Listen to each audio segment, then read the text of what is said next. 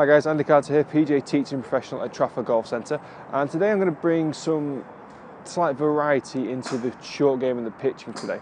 Now if you've looked at any previous videos I've done, I've looked at some chipping and the short chips in and around the green and the setup fundamentals behind those chip shots. But today we're going to look a little bit more about distance control and trying to use your wedges to your advantage, because I know a lot of players from maybe around about 100 yards out or 150 yards out, 200 yards out, you know exactly what club you want to play, but from 10 yards to 90 yards to 80 yards, even to the 100 yards, you don't quite know what shot you want to play, whether you want to go high, whether you want to go low.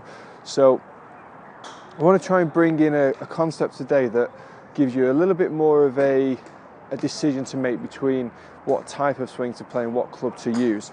Now in my bag I've got a pitching wedge, gap wedge 52 degree, sand wedge 56 degree, and a lob wedge at 60 degrees. Now all those clubs go different distances.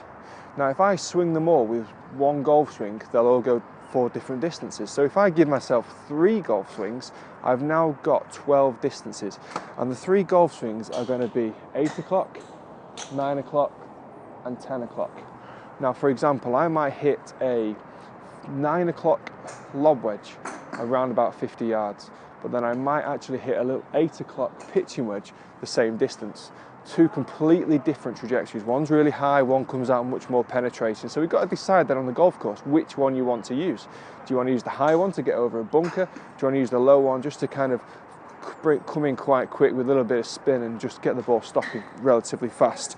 So the 3 swings, I'm just going to talk you through them in terms of technique as well. It's very similar to the chip shot, but as you're going through the swing, we can just widen the stance a little bit purely for stability, okay? So for the 8 o'clock swing, this is very much like the chip shot that I've already covered in the previous video. If you want to go back onto that one for more details, the option's just there on the screen now for you. So for the 8 o'clock pitching wedge, we're going to swing there, and the 8 o'clock is determined by the left arm. If you imagine that you're stood over the ball, left arm's at 6 o'clock, okay? So we want to go to 8 o'clock. Now when I talk about 9 o'clock, the left arm is going to be dead straight parallel to the ground and the hands are going to have hinged. 10 o'clock, I'm just going to go that little bit further again, okay? So 8 o'clock, going to commit to the shot, use the lower body as well to turn 8 and through. With my little 52 degree, I've hit that 25 yards or so. So what I'd do, I'd go to my bag, I'd write down 25 yards, and I'd move on to the 9 o'clock swing. So the 9 o'clock swing, I might just give myself a slightly wider stance, just so it's a bigger swing, a little bit more stability, okay? My weight's going to be on my left-hand side, my hands are still going to be forward, just like the chip shot. I'm going to try and control my swing so we'll get to here. As you can see, my lower body has turned, and I am going to get into a nice big follow-through position as well, so I'm maintaining the speed through the ball. Okay, so here we go, 9 o'clock swing.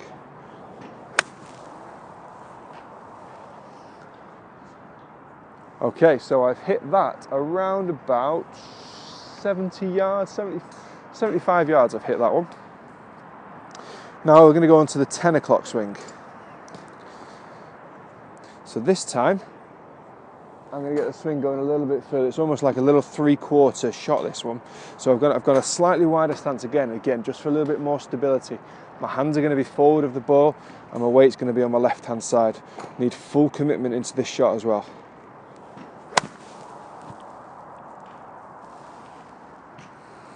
Okay, I managed to hit that about 100 yards. Very difficult to see with this range here, slightly uphill, so it's quite difficult to see. Took quite a lot of turf with that, so I've got the ball and then plenty of turf afterwards. I've come in from because of my weight being forward and my hands forward, I've got quite a steep angle of attack into the ball. Every golf swing is a little bit different. My swing would generally be quite big divots, certainly with the wedges. What I would tend to do now, I've got those 3 distances, I would then go on to something like a lob wedge. I'm going to get a little bit more, try and look at the same sort of swing, and if just for an example now, I'm just going to go on to a 9 o'clock lob wedge swing, okay? So we're going to keep the same setup as before, ball position in the centre, hands forward.